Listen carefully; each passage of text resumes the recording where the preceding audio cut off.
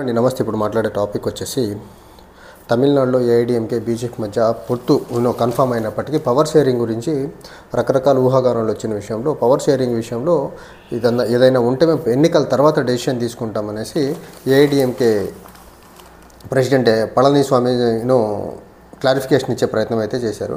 ఇది ఎందుకు చేయాల్సి వచ్చిందంటే ఏఐడిఎంకే తర్వాత బీజేపీ పొత్తు ప్రకటించిన తర్వాత నేషనల్ లెవెల్లో జరుగుతున్నటువంటి పొలిటికల్ డెవలప్మెంట్స్ ఏవైతే ఉన్నాయో బీజేపీ తీసుకుంటున్న నిర్ణయాలు అవి ఆబ్వియస్గా తమిళనాడు రాష్ట్రానికి దేశంలోనే వ్యతిరేకత వస్తుంది. అది తమిళనాడు గవర్నర్ అపోజ్ చేసినటువంటి స్టాల్ చేసినటువంటి 10 బిల్స్ అవనివ్వండి, అసెంబ్లీ పాస్ చేసినవి, అవి సుప్రీంకోర్టులో గవర్నర్ చేసిన తప్పుని ఖండిస్తూ ఆ బిల్లులన్నింటినీ పాస్ అయినట్టు సుప్రీంకోర్టు ప్రకటించిన విధానం అవనివ్వండి. తర్వాత వక్ఫ్ అమెండ్మెంట్ యాక్ట్ విషయంలో బీజేపీ తీసుకున్న నిర్ణయం వల్ల ముస్లిం సామాజిక వర్గానికి జరుగుతున్న ఇబ్బంది ఏదైతే ఉందో అది కూడా సుప్రీంకోర్టులో బీజేపీకి వ్యతిరేకంగా వచ్చి ప్రస్తుతం వక్ఫ్ అమెండ్మెంట్ విషయంలో కూడా బీజేపీకి సుప్రీంకోర్టు మొట్టికాయలు వేయడం అండ్ ఆ 3 ప్రొవిజన్స్ని చూపించి ఆ 3 ప్రొవిజన్స్ మీద మీరు క్లియర్ కట్ క్లారిటీతో రానంత వరకు ఈ వక్ఫ్ అమెండ్మెంట్ యాక్ట్ని ఇంప్లిమెంట్ చేయకుండా ఆపాలని సుప్రీంకోర్టు చెప్పిన తర్వాత పళనిస్వామి ఒక పునరాలోచనలో పడి నిన్న మీడియా ముందుకు వచ్చి మాట్లాడే ప్రయత్నం చేశారు. అదేంటంటే పవర్ షేరింగ్ గురించి మాట్లాడే ప్రయత్నం మేము BJP as well as AIADMK చేయలేదు. ఏదన్నా ఉంటే మేము 2026 అసెంబ్లీ ఎన్నికల తర్వాత మాట్లాడుకుంటామని చెప్పే ప్రయత్నం చేశారు. ఇది తమిళనాడు రాష్ట్ర పాలిటిక్స్లో 1960s నుంచి ఈ రోజు వరకు పవర్ షేరింగ్ అనేది లేదు, కోయిలేషన్ గవర్నమెంట్ అనేది లేదు. ఎందుకంటే తమిళనాడులో కోయిలేషన్ గవర్నమెంట్స్కి అసలు స్పేస్ ఇవ్వలేదు తమిళనాడు ప్రజలు. దాన్ని దృష్టిలో పెట్టుకొని కోయిలేషన్తో ముందుకెళ్తే మొదటికే మోసం వస్తుంది, తమిళనాడు రాజకీయాలకి భిన్నంగా వెళ్తే తమిళనాడు ప్రజలు తిరస్కరిస్తారనే ఒక నిర్ణయానికి వచ్చినటువంటి పళనిస్వామి ఈ నిర్ణయం తీసుకున్నట్లుగా కనిపిస్తుంది. 1952 నుంచి ఒక అవకాశం వచ్చింది. 1952లో అక్కడ కోయిలేషన్ గవర్నమెంట్ ఏర్పడేదానికి. తర్వాత 2006లో ఇంకో అవకాశం వచ్చింది, 2 సార్లు వర్కౌట్ అవ్వలేదు. సో వర్కౌట్ కాని పక్షంలో ఆ ఫార్ములాతో ముందుకెళ్తే ఏఐడిఎంకే బీజేపీ 2 ఓడిపోతాయని ఒక నిర్ణయానికి వచ్చిన పళనిస్వామి డెసిషన్ అయితే తీసుకున్నట్టు కనిపిస్తుంది. అండ్ ఇంకోటి 1980sలో AIADMK Congress as well as డిఎంకేలు 2 కలిసి పార్లమెంట్ ఎన్నికల్లో పోటీ చేసి 37 స్థానాలు గెలిచేవి. జస్ట్ ఏఐడిఎంకే 2 స్థానాలు మాత్రమే గెలిచింది. కోయిలేషన్లో ఉన్నారు అప్పటికాళ్ళు లోక్సభ ఎన్నికలకి. అదే కోయిలేషన్తో అసెంబ్లీ ఎన్నికలకి వెళ్ళే క్రమంలో ప్రజలు కోయిలేషన్ పార్టీలని తిరస్కరించి ఏఐడిఎంకే కాంగ్రెస్ను తిరస్కరించి డిఎంకేని థంపింగ్ మెజారిటీతో గెలిపించారు. సో ఏఐడిఎంకేని థంపింగ్ మెజారిటీతో గెలిపించారు ఈ డిఎంకే కాంగ్రెస్ను ఓడించి. సో ఇదంతా మైండ్లో తమిళనాడు రాజకీయాల్లో ఉన్నటువంటి హిస్టారికల్ బ్యాక్డ్రాప్ మొత్తాన్ని మైండ్లో పెట్టుకొని పళనిస్వామి ప్రెస్ ముందుకు వచ్చి ఇలా మాట్లాడే ప్రయత్నం అయితే జరుగుతుంది. ఎప్పుడైతే ఈ 1980లో DMK as well as Congress ఓడిపోయారు, లోక్సభలో మెజారిటీ స్థానాలు గెలిచి అసెంబ్లీ ఎన్నికల్లో ఓడిపోయారు, అప్పటి నుంచి ద్రవిడియన్ పాలిటిక్స్, కోయిలేషన్ పాలిటిక్స్కి పవర్ షేరింగ్కి 2-3 పార్టీలు కలిసి పవర్ షేర్ చేసుకునేదానికి, మరీ ముఖ్యంగా నేషనల్ పాలిటిక్స్ పార్టీస్ అయినటువంటి BJP as well as Congress లాంటి పార్టీల విషయంలో చాలా క్లియర్గా దూరం డిస్టెన్స్ మెయింటైన్ చేస్తూ వస్తుంది. నేషనల్ లెవెల్లో కొన్నిసార్లు వాళ్ళు ఎలియన్స్లో పార్ట్నర్స్గా ఉన్న వెన్ ఇట్ కమ్స్ టు స్టేట్లో మాత్రము పవర్ షేరింగ్లో మాత్రం డిఎంకే కానీ ఏఐడిఎంకే కానీ 1980s నుంచి ఇప్పుడు వరకు పవర్ షేరింగ్లో ఏ పార్టీకి అవకాశం ఇవ్వకుండా ఏదన్నా ఉంటే బయట నుంచి సపోర్ట్ తీసుకుని అలా ప్రభుత్వాలు నడిపారు. కానీ డైరెక్ట్గా ప్రభుత్వంలో భాగస్వామ్యం చేసి పవర్ షేర్ అయితే చేసుకోలేదు ఈ 2 పార్టీలు.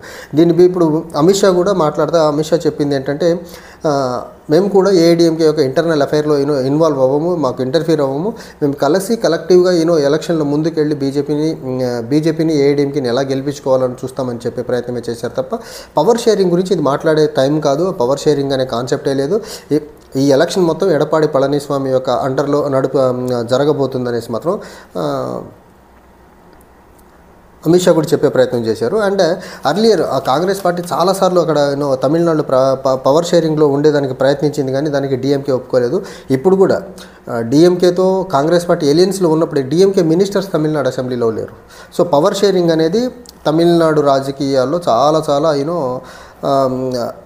కష్టసాధ్యమైన పని అని మాత్రం హిస్టారికల్ బ్యాక్డ్రాప్ అయితే చెప్తుంది. దాన్ని బేస్ చేసుకుని పళనిస్వామి మొదటికే మోసం వస్తుందేమో, డిఎంకే మీద వ్యతిరేకత పెంచే ప్రయత్నంలో భాగంగా పవర్ షేరింగ్ అని ముందుకెళ్తే బీజేపీ అండర్లోకి ఏఐడిఎంకే వెళ్ళిపోతుంది, ఇంకా ఏఐడిఎంకే సొంతగా నిర్ణయాలు తీసుకోలేదు, మొత్తం బీజేపీ ఇన్ఫ్లుయెన్స్లో పనిచేస్తారని ఒక నిర్ణయానికి వస్తే ఇబ్బంది అవుతుంది అనేసి ఒక అలాంటి పర్సెప్షన్ ప్రజల్లో వస్తే ఏఐడిఎంకేకి ఎగ్జిస్టెన్స్కి ఇబ్బంది వస్తుందని ఈ నిర్ణయం తీసుకున్నట్లయితే కనిపిస్తుంది. అంటే ఏఐడిఎంకే మైండ్లో ఉన్నటువంటి ఫార్ములా ఏంటంటే, ఎలా అయితే ఆంధ్రప్రదేశ్లో ఇప్పుడు 134 స్థానాలతో టీడీపీ పవర్లో ఉంది.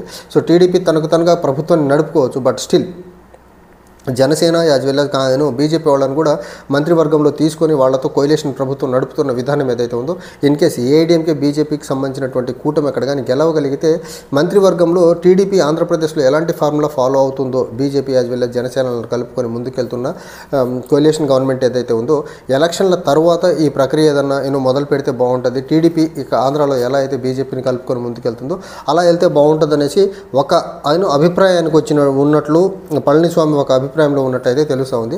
ఇక్కడ ఒకటి మాత్రం చాలా చాలా క్లియర్, పవర్ షేరింగ్ మీద ఎక్కువ ఫోకస్ చేసి పవర్ షేరింగ్ అని బీజేపీ ఏఐడిఎంకే ఎంత ఎక్కువ ఫోకస్ చేస్తే మాత్రం వాళ్ళకి అంత మైనస్ జరుగుతుంది. వాళ్ళ ముందు ఇప్పుడు బీజేపీ చాలా క్లియర్గా డిఎంకేని ఒక కరప్ట్ పార్టీగా, డిఎంకే వాళ్ళు పెద్ద మొత్తంలో కరప్షన్ చేశారని ఒక నిందలు నెపం వేసే ప్రయత్నం చేస్తున్నారు. సో దాన్ని ఎఫెక్టివ్గా ప్రజల్లోకి ఎలా తీసుకెళ్ళాలి దాని మీద లేకుండా ఇప్పుడే పవర్ షేరింగ్, ఇప్పుడే ముఖ్యమంత్రి ఎవరు, ఇలాంటి అంశాల మీద చర్చకు దారి తీస్తే ఖచ్చితంగా అది బీజేపీకి అనుకూలంగా మారుతుంది, డిఎంకేకి అనుకూలంగా మారుతుందని నిర్ణయానికి వచ్చినటువంటి పళనిస్వామి దిద్దుబాటు చర్యలుగా ముందుగానే బీజేపీతో మేము 100% పొత్తులో ఉంటాము, లేకపోతే బీజేపీతో పవర్ షేరింగ్లో ఉంటామనే మాట చెప్పకుండా కొద్దిపాటిగా బీజేపీ ఏదో నామినల్గా పొత్తులో ఉన్నామని చెప్పే ప్రయత్నం అయితే చేస్తున్నారు. ఇంకోటి తమిళనాడులో రీసెంట్గా జరుగుతున్నటువంటి వక్ఫ్ అమెండ్మెంట్ యాక్ట్ పరంగా చూస్తున్నటువంటి పాలిటిక్స్ చూసుకున్నా కానీ డిఎంకే ఆల్రెడీ సుప్రీంకోర్టులో కేసు ఫైల్ చేసింది. టీవీకే కూడా యాక్టర్ విజయ్ పార్టీ టీవీకే కూడా కేసు ఫైల్ చేసింది. ఈ క్రమంలో ఏఐడిఎంకే ఓట్ బ్యాంకుగా ఫీల్ అవుతున్నటువంటి ముస్లిం కమ్యూనిటీ ఏదైతే ఉందో ఖచ్చితంగా డిఎంకేకు దూరం జరుగుతూ ఉంది. బీజేపీతో పొత్తు పెట్టుకుంటే ఇంకా దూరం జరుగుతుందని ఒక నిర్ణయానికి వచ్చినటువంటి పళనిస్వామి దిద్దుబాటు చర్యలు చేసే ప్రయత్నం అయితే చేస్తున్నారు. కానీ దీని ప్రభావం ఏదన్నా బీజేపీతో అంటకాగటం అనేది ఇంకా సటైనది. సో దాని నుంచి బయటకు వచ్చే పరిస్థితి అయితే లేదు. ఈ ప్రయత్నంలో ఎంతవరకు బీజేపీ తాలూకు నెగిటివ్ ఏదైతే తమిళ సమాజంలో ఉంది దాన్ని ఎంతవరకు తగ్గించుకోగలరు అనేది ఇప్పుడు ఏఐడిఎంకే ముందు ఉన్నటువంటి ప్రశ్న.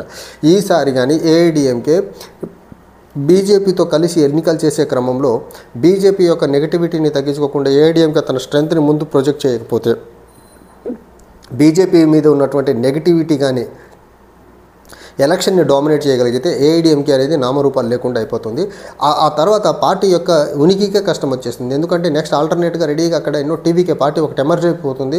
అండ్ టీవీకే పార్టీ కూడా చాలా అగ్రెసివ్గా బీజేపీ డివిజివ్ ఎజెండాస్కి, బీజేపీ హేట్రెడ్ పాలిటిక్స్కి, బీజేపీ రిలీజియస్ పాలిటిక్స్కి ప్రతి దానికి అడుగడుగున ఖండించుకుంటూ వెళ్తున్నారు టీవీకే విజయ్ అక్కడ. సో ఈ క్రమంలో ఇదంతా రాబోయే రోజుల్లో పొలిటికల్గా ఇబ్బంది అవుతుందని గ్రహించినటువంటి పళనిస్వామి దిద్దుబాటు చర్యలతో ముందుకు అడుగేసే ప్రయత్నం చేస్తున్నారు. కానీ డిఎంకే సైడ్ నుంచి, టీవీకే సైడ్ నుంచి బీజేపీ అండ్ ఏఐడిఎంకే కలిసి ముందుకెళ్తున్న క్రమంలో ఆ సైడ్ నుంచి ఆ రెండు పక్షాల నుంచి వచ్చేటువంటి పొలిటికల్ దాడి ఏదైతే ఉందో ఆ దాడిని ఏఐడిఎంకే బీజేపీలు ఎలా తట్టుకొని దాన్ని ఎలా కౌంటర్ చేస్తాయనేది కూడా ఫ్యాక్టర్ మళ్ళీ అక్కడ. సో రాబోయే రోజుల్లో ఏఐడిఎంకే మాత్రం రాజకీయంగా తమిళనాడులో మాత్రం గడ్డు పరిస్థితిలో ఉన్నాయి. దానికి కారణం ఒకటే, ఏఐడిఎంకేగా రాజకీయం ఎన్నికలు చేస్తే పర్లేదు. అక్కడ ఏఐడిఎంకే ఎప్పుడైతే బీజేపీతో కలిసి రాజకీయాలు చేయాలనుకుంటుందో ఆ బీజేపీ వాసనలు పడని తమిళనాడు రాష్ట్రంలో మాత్రం ఏఐడిఎంకే వాళ్ళతో కలవడం తమిళ ప్రజలకు నచ్చకపోవడం వల్ల జరిగేటువంటి అనర్థాల్లో ఎక్కువ నష్టం ఏఐడిఎంకేకి జరిగేదానికి చాలా క్లియర్గా ఆస్కారం ఉంది. అది గ్రహించిన పళనిస్వామి క్లియర్గా మీడియా ముందుకు వచ్చి పవర్ షేరింగ్ అనేది ఇప్పటికైతే మా టేబుల్ మీద లేదు అనేది మాత్రం చెప్పి కొంతవరకు బీజేపీ తాలూకు నెగిటివ్ ఏదైతే ఉందో ఆ నెగిటివిటీని తగ్గించే ప్రయత్నం చేశారు ఆయన. చూడాలి రాబోయే రోజుల్లో ఇంకెలాంటి టర్నింగ్స్ తీసుకుంటే ఏఐడిఎంకే బీజేపీ కోయిలేషన్లో అనేది. Thank you.